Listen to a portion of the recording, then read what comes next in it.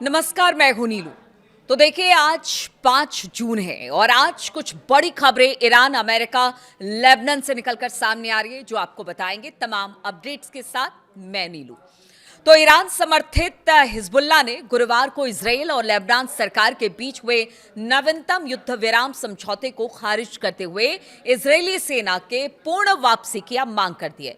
देखिए, उसका कहना है कि अमेरिका ने भले इजराइल को कह दिया हो कि लेबनान की सीमा से पीछे हट जाए, जो फौज आगे बढ़ रही है, लेकिन हिजबुल्लाह का कहना है कि ये सीजफायर तभी होगा, युद्ध विराम तभी होगा, जब पूरी तरीके से जो इजरायली सेना है, जो अंदर तक लेबनान में घुस चुकी है, वो बाहर निकल आए। तब जाकर युद्ध को खत्म माना जाएगा या युद्ध को समाप्त माना जाएगा। इस बीच इजरायली हमलों में कम से कम 4 लोगों की मौत हो गई है, वो भी नेतन्याहू और ट्रंप के बातचीत करने के बाद, क्योंकि गोलीबारी के दौरान संयुक्त राष्ट्र का एक शांति सैनिक भी मारा गया है इजराइल के हमले में। और हिजबुल्लाह का इसलिए कहना है कि जब तक पूरे तरीके से लेबनान से इजरायली सेना नहीं निकल जाती है, तब तक बातचीत और शांति जो काल शुरू करने की बात ट्रंप कह रहे हैं कि हाँ, शांति वहां पर हो जाएगा, ऐसा हो नहीं सकता है। यानी हिजबुल्लाह ने स्पष्ट कर दिया है। हिजबुल्लाह के प्रमुख नईम कासिम ने टेलीविजन पर प्रसारित एक लिखित बयान में कहा कि समझौते के तहत दक्षिणी लेबनान से हिजबुल्लाह के लड़ाकों को हटाने की मांग का अर्थ आत्मसमर्पण, पराजय और दुश्मन के उद्देश्यों की पूर्ति, यानी जो दुश्मन चाहता है कहीं ना कहीं हम उसकी पूर्ति करेंगे। उन्होंने कहा कि हमारी चिंता आक्रामकता की समाप्ति है, यानी जिस तरह से आक्रमण लगातार कर रहा है, जिस तरह से दबाने की, लेबनान में अंदर घुसने की और वहां के जमीन कब्जाने की बात इजराइल कर रहा है और वो आगे बढ़ता चला जा रहा है, उसे खत्म करने की बात हो। युद्ध विराम और इजराइल की वापसी को लेकर काम हो। साथ ही साथ कासिम ने यह भी कहा कि जब तक कब्जा जारी रहेगा, तब तक प्रतिरोध समाप्त करने की हमने किसी भी पक्ष से कोई प्रतिबद्धता नहीं की है। यानी अगर इजराइल वो कहता है कि चलिए ठीक है, हम पीछे हट जाएंगे या फिर हम हमला नहीं करेंगे, तो ऐसा होता दिखाई नहीं दे रहा है। ट्रंप ने तो कह दिया कि ठीक है, सीज फायर हो गया हिजबुल्लाह और इजराइल के बीच में, सैनिक पीछे आ रहे हैं, लेकिन इसके बावजूद हमला हो रहा है। तो जब तक ये हमले होते रहेंगे, तब तक उसका जवाब हम देते रहेंगे और हम इसके लिए प्रतिबद्ध है, मतलब अपने लोगों के लिए, हम उनकी रक्षा के लिए प्रतिबद्ध है और इसीलिए हम ये करते रहेंगे। दक्षिणी लेबनान की बात की जाए तो दक्षिणी लेबनान के बड़े हिस्से में इजरायली सेना के कब्जे के बीच संघर्ष लगातार जारी है। शांति प्रयासों को जटिल बना दिया है और इसी वजह से, क्योंकि ट्रंप कुछ कहते हैं, नेतन्याहू बातचीत कर कहते हैं कि ठीक है, लेकिन उनका यह भी कहना है कि जब तक हिजबुल्लाह खत्म नहीं हो जाएगा, तब तक वो हमले लेबनान पर करते रहेंगे। वो ये कहकर लेबनान पर हमले करते हैं, इजरायली सेना या नेतन्याहू ये कहते हैं कि देखिए, वहां पर हिजबुल्लाह का गढ़ है, जब तक उसे खत्म नहीं कर दिया जाएगा, तब तक होते रहेंगे हमले। लेकिन वहां पर इजरायली लोग जो बासिंदे हैं, उनकी भी जान जा रही है, उनको भारी नुकसान हो रहा है और ये कहीं से भी हिजबुल्लाह को मंजूर नहीं है।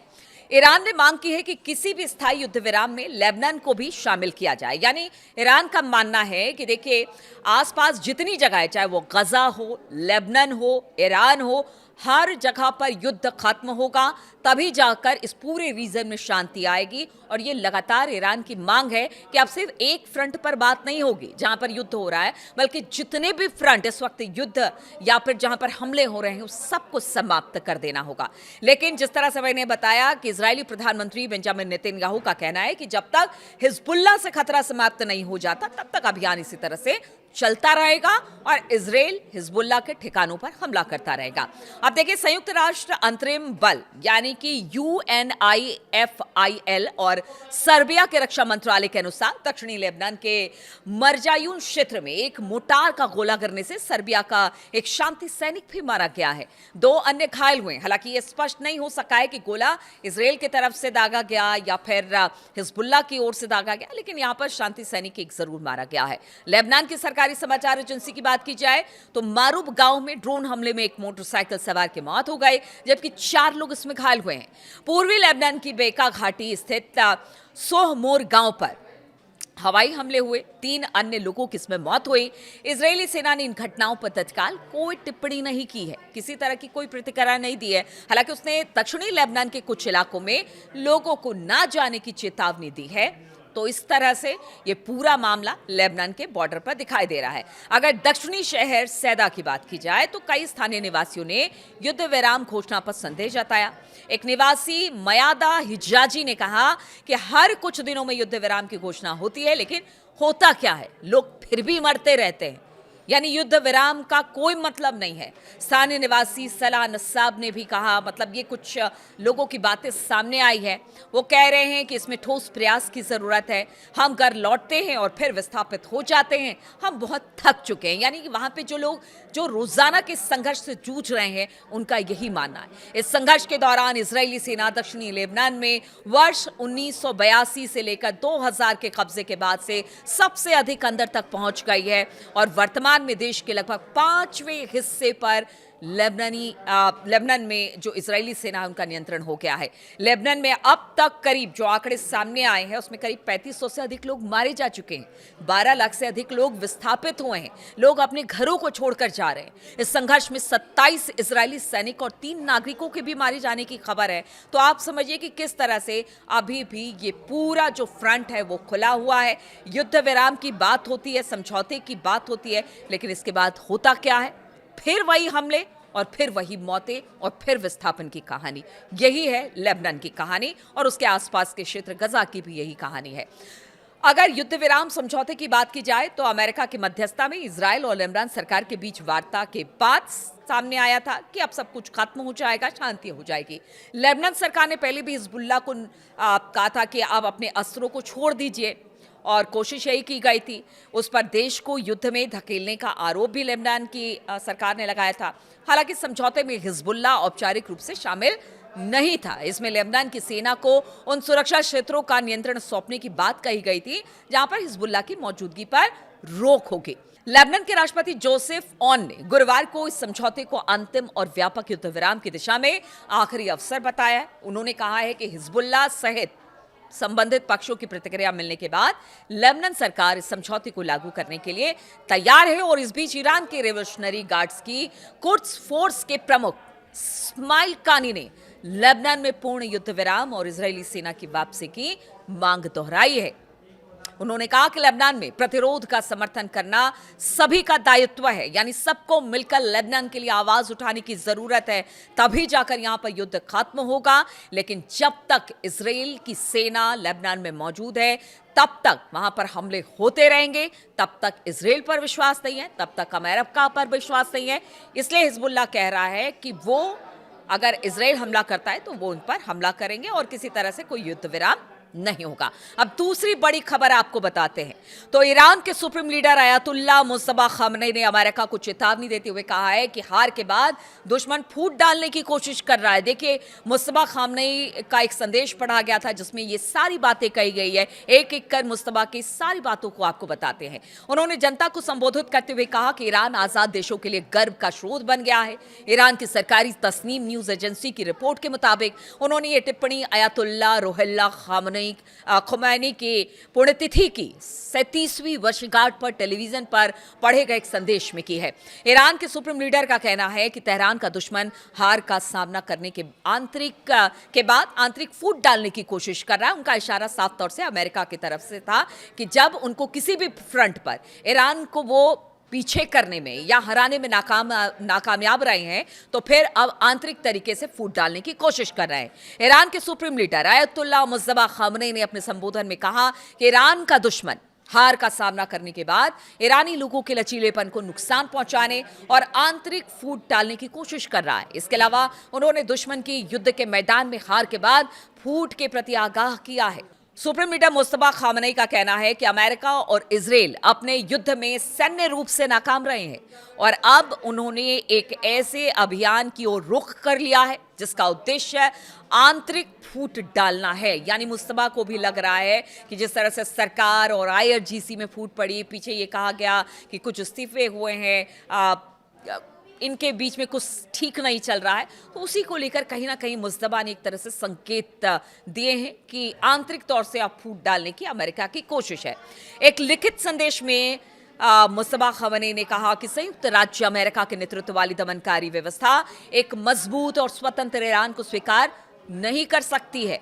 उन्होंने इजराइल को उस व्यवस्था की इन मनगढ़ंत चौकी, आप समझिएगा कि पूरी व्यवस्था की एक मनगढ़ंत चौकी बताया है। उन्होंने कहा कि दुश्मन सैन्य रूप से नाकाम होने और गहरे अपमान का अनुभव करने के बाद अब एक हाइब्रिड युद्ध छेड़ रहा है जो दो बिंदुओं पर केंद्रित है। पहला, ईरान के आम लोगों का हौसला तोड़ना, और दूसरा, ईरानी सरकार के अधिकारियों के मन में भ्रम पैदा करना ताकि वो गलत फैसले ले सके। तो ये मुस्तबा का कहना है, यानी कहीं ना कहीं उन्होंने ईरान के लोगों को सावधान किया है इजराइल और अमेरिका के मंसूबे को लेकर, और साथ ही साथ अपने लोगों को भी एक संदेश देने की कोशिश की है कि आपस में लड़ने की जगह आप अमेरिका और इजराइल से लड़िए। ये वक्त आपसी फूट का नहीं है बल्कि सही फैसला लेने का है। लेकिन इसी बीच बताया ये जा रहा है कि जब इतना सब कुछ मुस्तबा ने कह दिया तो अब ट्रंप की तरफ से भी एक बड़ा बयान आया है। ट्रंप ने मुस्तबा खामनेई से मिलने की उम्मीद जताई है। तो ये है, ट्रंप कह रहे हैं मुस्तबा खामनेई से मिलना चाहते हैं। ट्रंप ने कहा कि सुप्रीम लीडर मुस्तबा खामनेई से मिलना सम्मान की बात होगी। हालांकि साथ ही ये भी कहा कि अगर ईरान ने किसी अमेरिकी सेना को मारा तो फिर जंग विकराल रूप से वापस शुरू हो सकता है। यानी यहां पर भी एक बार मिलने की बात करते हैं, सब कुछ ठीक होने की बात करते हैं, फिर कहते हैं कि अगर अमेरिकी सैनिक मारा गया तो बड़ा हमला होगा, यानी फिर से धमकी देने की बात करते हैं। किसे धमकी दे रहे हैं आज तक समझ में नहीं आया कि वो ईरान को धमकी दे रहे हैं। ईरान उनकी धमकी को कितना सीरियसली ले रहा है। अगर वाकई अगर ट्रंप की धमकी को इतना सीरियस लेता तो आज तो ये युद्ध ही खत्म हो गया रहता, लेकिन ऐसा बिल्कुल दिखाई नहीं दे रहा है। राष्ट्रपति डोनाल्ड ट्रंप ने व्हाइट हाउस में पत्रकारों से बात करते हुए गुरुवार को कहा कि अगर युद्ध खत्म करने का समझौता होता है तो वो ईरान के नए सुप्रीम लीडर से मिलने के लिए तैयार है। ट्रंप ने पत्रकारों से कहा कि मैं मिलना नहीं चाहता। आप सुनिएगा, उन्होंने कहा कि मैं मिलना नहीं चाहता, लेकिन अगर मैं मिला तो ये मेरे लिए सम्मान की बात होगी। मैं देखना चाहूंगा कि क्या हम समझौता कर सकते हैं। अगर समझौता होता है तो संभव है कि मैं उनसे मिलूं, मुझे इसमें कोई दिक्कत नहीं होगी। ये वही ट्रंप हैं जिन्होंने आयतुल्लाह अली खामनेई साहब का असैसिनेशन किया, मतलब उनको मारा। पहले ही हमले में, पहले ही दिन बताया जाता है अमेरिका के हमले में वो मारे गए। फिर उसके बाद कहा कि जो भी दूसरा सुप्रीम लीडर होगा उसको बहुत जल्दी मौत के घाट उतार दिया जाएगा, उनको मार दिया जाएगा। अब कह रहे हैं मुझे मिलने में खुशी होगी, मुझे इसमें कोई दिक्कत नहीं है। तो ये है ट्रंप। जब उनसे पूछा गया कि क्या वो बैठक अमेरिका में हो सकती है, तो ट्रंप ने कहा कि मैंने इसके बारे में ज्यादा नहीं सुना है, मैंने ये सुझाव नहीं दिया, लेकिन कुछ लोगों ने सुझाव दिया। ट्रंप ने कहा कि वो किसी भी बैठक में सम्मान दिखाएंगे। उन्होंने कहा कि मैं कहूंगा कि मैं उनका पसंदीदा व्यक्ति नहीं हूं, लेकिन इसके बावजूद वो शायद एक प्रोफेशनल व्यक्ति हैं। उन्होंने ये भी कहा है कि कुछ सर्कल में सुप्रीम लीडर की अच्छी प्रतिष्ठा है। फिर से पूरी ताकत से जंग शुरू करने पर क्या कहा उन्होंने, तो उस पर भी ट्रंप ने कहा कि देखिए, अगर ईरान अमेरिका सैनिकों को मारता है तो वो युद्ध फिर से शुरू करने का अच्छा कारण होगा। यानी वो कह रहे बातचीत करेंगे तो बहुत अच्छा है। अमेरिका बुलाए जाने की बात पर उन्होंने कहा कि हम सोचेंगे कि क्या करना है। कुछ लोगों ने मुझे सजेस्ट किया है कि उनसे बातचीत किया जाए, लेकिन अगर एक भी अमेरिकन सैनिक मारा गया तो फिर ईरान पर बड़ा हमला होगा और ये एक बढ़िया कारण बन जाएगा अमेरिका के ईरान पर हमला करने पर। उन्होंने पत्रकारों से बात करते हुए कहा कि अगर उन्होंने अमेरिकी सैनिकों को मार दिया तो ये अच्छा करने का, एक युद्ध छेड़ने का अच्छा मौका हो जाएगा, एक कारण हो जाएगा उनकी। क्योंकि ट्रंप ने कहा कि देखिए, ईरान के पास कोई नौसेना नहीं है, कोई वायुसेना नहीं है। हमने उनके लीडर उनकी जो पूरी लीडर की एक टीम थी उसको खत्म कर दिया। फिर झूठी खबरों में पढ़ते हैं कि जंग में ईरान बहुत अच्छा कर रहा है। ये विश्वास करने लायक नहीं है, क्योंकि उनकी सब चीज़ें तो हमने मार दी है। फिर जो खबरें आ रही हैं उसको प्रोपेगेंडा बता रहे हैं डोनाल्ड ट्रंप। उनका कहना है कि ईरान के पास सब कुछ नहीं बचा है, और यही बात वो अपने कांग्रेस में भी कहते हैं कि युद्ध तो खत्म कर दिया, लेकिन कहाँ खत्म हुआ है युद्ध, ये ट्रंप बता नहीं पा रहे हैं। इसके अलावा उन्होंने कहा कि उनके पास 159 जहाज थे और वो भी अब समुद्र के नीचे पड़े हुए हैं। हमने उसके नीचे की तस्वीरें ली हैं और वहां पर हमने जितने उनके जहाज थे सब मार दिए। तो सब अगर खत्म ही कर दिया है तो फिर बातचीत किसे लेकर हो रही है? फिर तो आपको चाहिए कि आप अपने हिसाब से सब कुछ कर ले, दुनिया में लड़ाई खत्म हो जाए, दुनिया में जो क्राइसिस इस वक्त हुई है वो सब खत्म हो जाए। तो ट्रंप क्या बोलते हैं, क्या करते हैं, अब तो अपने लोग ही उनके खिलाफ खड़े हो रहे हैं। उसकी भी उन्होंने कहा है कि देखिए, मेरे कुछ लोग मेरे ईरान के युद्ध करने के खिलाफ आकर खड़े हो गए हैं, जो कि अच्छी बात नहीं है। अब उनको भी कोस रहे हैं ट्रंप। तो ऐसे में आप समझिए कि ट्रंप क्या चाहते हैं, क्या करते हैं, क्या बोलते हैं, उनको खुद नहीं पता है कि वो करना क्या चाहते हैं।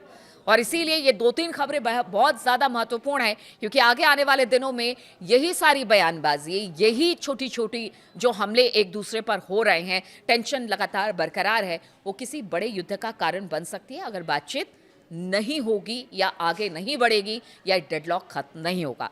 तो तमाम खबरों पर मेरी नज़र रहेगी। बहुत-बहुत शुक्रिया मेरे साथ इस वीडियो में शामिल होने के लिए।